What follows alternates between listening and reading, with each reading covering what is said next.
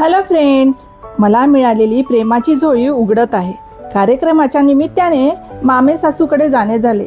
त्या दिवशी माझी निरंकाळ चतुर्थी आणि रात्री रिटर्नची ट्रेन. दिवसभर काही खाल्ले नाही म्हणून काळजीपोटी हे पॅकेट्स दिले आणि दुसऱ्या दिवशी घरी पोचल्यानंतर काय भाजी बनवेल म्हणून या चवळीच्या शेंगा दिल्या. हे आहे सरगुंडे, आंब्याच्या रसासोबत खाण्यासाठी. माझ्या मुलाने आजीला फोन केला, मला सरगुंडे हवे आहे म्हणून. सासूने लगेचच त्यांच्या बहिणीला फोन केला, सरगुंडे पाहिजे. हे बनवायला खूप वेळ आणि मेहनत लागणारे सरगुंडे मावस सासूने दिले. हे ऑर्गॅनिक चिकू मामीच्या बहिणीच्या शेतातील खूप लांबचा प्रवास करून आले आहे. वर्षभर सणासुदीला लागणारी कुरडई, ही सध्या उन्हाळ्यापुरती.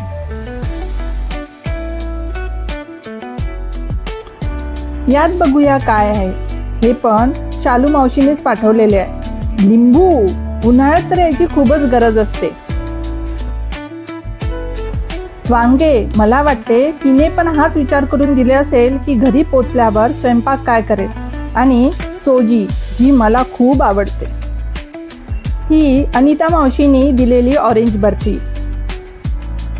हा डब्बा सर्वात महत्त्वाचा, घरी बनवलेले तूप आणि हे तुपात भिजवलेल्या फुलवाती. लग्न झाल्यापासून त्याच मला पाठवत आहे.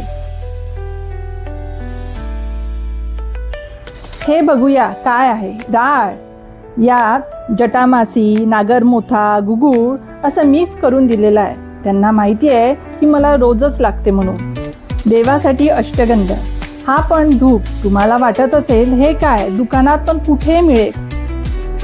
हे त्या त्यांच्यासाठी घेतात तर माझ्यासाठी पण घेतात. मला आवश्यक काय आहे हे बघतात. लग्न झाल्यावर पहिले पार्सल पाठवले ते ड्रायफ्रूटच्या लाडूचे. सोबतच होते कुंदाचे फुलं गजरा करण्यासाठी. तेव्हा माझे केस खूप लांब होते. अंजीर, मुलासाठी खाऊ, म्हणजे माझ्या नवऱ्यासाठी हो. मुलगा किती मोठा झाला तरी प्रेम काळजी ती असतेच. डब्बा उघडल्याबरोबर उडीद मूग पापडाचा सुगंध आला.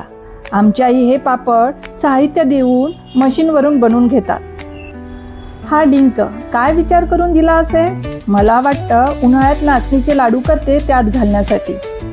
ह्या बॅगमध्ये जागा होत नव्हती म्हणून दुसऱ्या पिशवीत मोदकाचा डब्बा आणि 2 टोपल्या ठेवल्या होत्या. त्या तर मी विसरूनच गेले. एवढे भरभरून प्रेम देणाऱ्या आया मला मिळाल्या. हळूहळू यांचं वय वाढत आहे आणि आता माझी जबाबदारी त्यांना प्रेमाने जपण्याची. खरं सांगू का, हा व्हिडिओ करताना मला खूप खूप भरून आले. प्रेम हे काही दिल्याने वाढत नसते, तर ते सहवास, रिस्पेक्ट, विचारांची देवाणघेवाण केल्याने जाणवत असते.